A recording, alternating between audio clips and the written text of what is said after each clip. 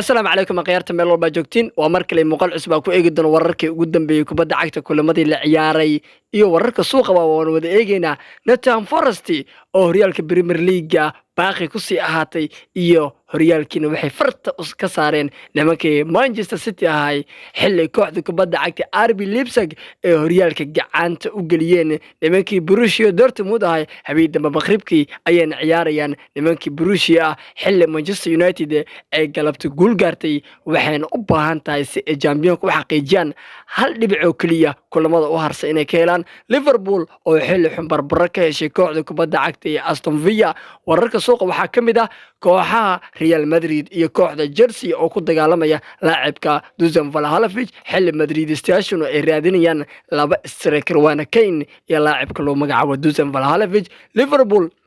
oo heshiis la gaartay laacibka lagu magacaabo McAllister xilli Madridna ay xaqiijiyeen inaysan eeri doonin ama shaqada ka raacdeynaynin macallin Carlo Ancelotti Mauricio Pochettino oo Chelsea la tagaya laacibka reer Barcelona friiga uga baxaya waxba aan loo qabanin ee Gavi hadii aad muuqaalka ka hesho la garaya kanalka subscribe noo saara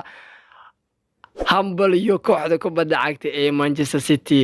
6 sano 5 kamid ah ay champions noqdeen 3 sano waa xiriir Arsenal wax bay rucleysaba ugu dambeyn way banjartay horyaalkiina waxay mar hore ka samreen April maadaama ay waxba guul gaari waayeen bishaas markaas ayuu horyaalka ka dhacaba hore ayaana u sii sheegay in Arsenal xilliga horyaalka weysay Nottingham Forest ayaana garoonkeeda ku garaacday kooxda kubadda cagta ee Arsenal xilli ay marti ku ahayeen garoonka Nottingham Forest nimankii Arsenal ahay si la yaqaan ayaa loo kala diray hal iyo eber ayaa loogu jiiday Nottingham Forestna waxay xaqiijiyeen inay horyaalka Premier League baaqi ku sii ahaanayaan sidoo kale waxay xaqiijiyeen in Champions Man City ay noqdaan maadaama labada go'aanba caawa garoonkooda ayaa lagu gaaray nimankii Nottingham Forest ahay hambaliyo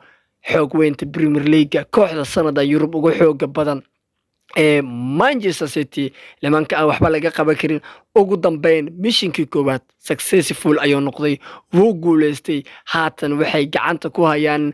Premier League waxa markan xiga next waa kooxda Manchester United iyo finalka FA Cup-ka kadib haday ka taqalusaan midana next waa Istanbul iyo 10 June xilli ciyaartaasna City ay tahay mid raadinaysa inay missionkeeda xilli ciyaareedkan ku soo gabagabayso jambaha hadda Premier League alesta FA Cup ay raadinayaan haday helaan way heleen haday waayaan championka iska qaadanayaan laba koob markaas haystaan Pep Guardiola waa macallinka xilli ciyaareedkan aan la siinin abaalmarinta ugu macalinka bisha macalinka ugu badan maahan waana macalinka ku guuleysanaya Premier League waxa la siinaya abaalmarinta macallimiinta kale ayaa lagu daldalay Guardiola lama siineenba laakiinse Guardiola wuxuu taagay anigu waxba idinka ma rabo saddex xiriir ayaan meeshan ku haystaa maxaa iga bedeli kartiin maxaa iga qaban kartiin Arsenal waa dadaasheen laakiin dadaalkii meel xun ayaa uga soo horteeno xilli aan la seexan ayaa seexateen xilli ciyaartoy ay dhaawacmeen ee dhaawac laga ilaaliyo ragga ayaa ciyaartoydeen ay ka dhaawacmay mar walba aad tartan galayso ciyaartoy fara badan ayaa hore loo arursadaa marka Arsenal ugu dambeyn sidan ayay ku guuleysteenba dib ma la Premier League laakiin sidan ayaa ku guuleysateen maadaama koox diyaarsan oo Mikel Arteta diyaariyo koox tartameysaba hadii uu diyaarsanayo macallin shaqada ku cusub caadi maahan Arsenal ugu dambeyn Nottingham Forest ayaa kala dirtay jiiday hal iyo eber daqiiqadii 19 laga dhaliyay ayaan loogu dambeeyay marka Nottingham Forest laba shaqo ayay qabsadeen ay midda koowaad waa iyagoo horyaalka farta ka saar City midda labaadna waa iyagoo Premier League sii joogay oo dabaaldegay oo laba dabaaldeg ayaa caawa marka jireenba dhanka kale tan kulamo kale ayaa la ciyaaray Liverpool Anfield ayaa barbaro lagu celiyay waliba ayaga ayaa gool daro ka badbaadiyay 89 daqiiqo Bobby Firmino ayaa xilli dambe nimankii guuldaro ka badbaadiyey walow oo Bobby Firmino ka dhaqaaqay gegada Anfield oo naha kulankii ugu dambeeyay oo Anfield oo ku ciyaaro isagoo si qalbiyana u macasalaameynaya jamaahiirta kooxda kubadda cagta ee Liverpool. Rediska jamaahiirtooda ugu dambeyn waxay sagootiyeen nin weyn, laacib weyn, Roberto Firmino, nin wax walba la soo qabsaday kooxda kubadda cagta ee Liverpool. waqti wacan ayuuna la qaatay. ciyaartuna waxay kusoo gabagabowday gool iyo gool xilli Liverpool 22 daqiiqo Watkins rigooro khasaariye 27 daqiiqo goolka koowaad ay lamid 89 daqiiqana barbarihii ciyaarta Roberto Firmino ayaa u keenay. marka nimankii Liverpool lahay championkii way lus gareynayaan maadaama nimankii Manchester ahay ee adkaadeen hal dhibic ayay uga baahan yihiin tartamada kulamada ugu harsay labada kulan Chelsea Fulham dhibic ay ka helaan United way xaqiijiyeen soo bixida. marka Liverpool ayaga ayaa isku ciyaarayo cadaadis way sii saari waayeen nimankan. Manchester United-na way adkaadeen hal iyo eber Bournemouth ayay ku garaaceen. Casemiro ayaana gool ku dhaliyay xilli horeba ciyaarta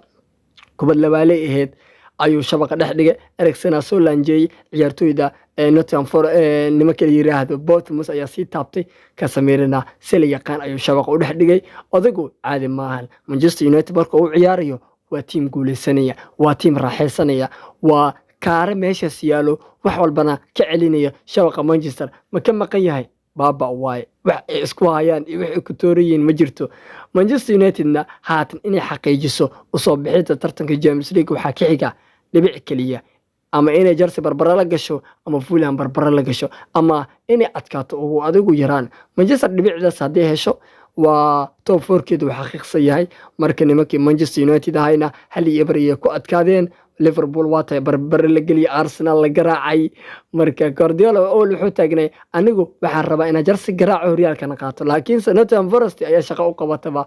dhanka kale tan horyaalka Bundesliga Bayern Munchen gool la hormartay ayaa 3 loogu bedelay. horyaalkiina gacantooda waa ka baxay khalaas. ugu dambeyn Bayern sanad 12 ma jirto ayaa la yiri. Borussia Dortmund jamaahiirta jaalayaasha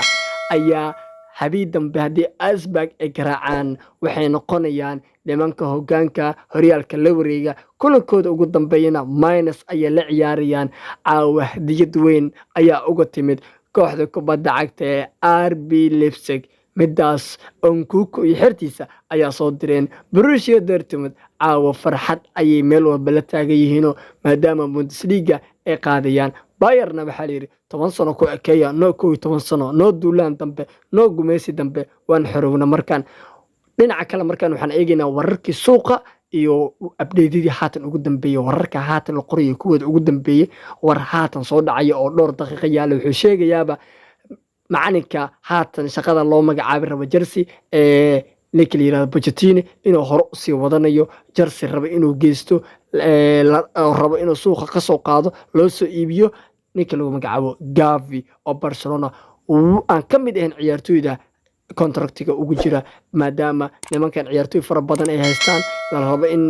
ninkan iyo rag fara badan mushaaraadka la dhibo. ninkan academy ahna u diiwaan gashay maane si kale kuma joogo. xilli Chelsea ee Real Madrid isku haystaan laacibka Dusan Vlahovic. Madridna waxay xaqiijiyeen in tababar Carlo Ancelotti uu sii joogi doono kooxda kubadda cagta ee Madrid. wax la ceerinayo ma jirto ay taagan yihiin. haddii lagu garaacay Man City ku xasuuqday adigu waxaa tahay macalinka Madrid. marka halkaana shaqo wacan ayaa ka qabatay maadaama kooxda uu u qaaday La Liga, Copa del Rey, koobka waxa adduunka, Super Cup iyo sanadka hore championka mucjisada ah. sanadkan haday dhacday oo hal koob aana sii saxatay iyo Super Cup waa kugu qabnaya la yiri Carlito waana sii joogaysaa gegada lagu magacaabo Santiago Bernabeu. dhanka kale Madrid ayaa wada raadinaysa laba striker oo kala ah laacibiinta Dusan Vlahovic iyo ninka lagu magacaabo Harry Kane. labadan nin optionka koowaad waxa uu ah Dusan Vlahovic ayaa option 1 u ah Madrid. targetkeedu koowaad waa Dusan Vlahovic oo 75 milyan lagu qeybayo, halka optionka labaad uu yahay laacibka lagu magacaabo Harry Kane oo 100 milyan lagu qeybayo. Manchester United, Paris Saint-Germain ayaana ninkan doonaya. marka Madridistayaashu sidoo kale waxay rabaan Gonzalo Ramos oo ciyaar kooxda kubadda cagta ee Benfica. ninkaasna way raadinayaan. marka Madrid waxay rabaan in ay ku bedelaan laacibka Karim Benzema oo haatan da'du ka sii daba timaaday. habeen dhabeedna waxaa la yiri war heedhaha meesha striker keensada dhex keensada dhiig cusub la imaada waxaan way shaqay waayeen la yiri sanado hore waa ku moodeen marka rag fiican la imaada marka Madrid hata suuqa ay kaleen Mbappe raadinayaan Vlahovic ciyaartoy kale waxay heli karaan inay jacbursadaan ay rabaan dhanka kale nimanka Liverpool lahay waxay xaqiijiyeen marka la xaqiijiyaba inuu heshiis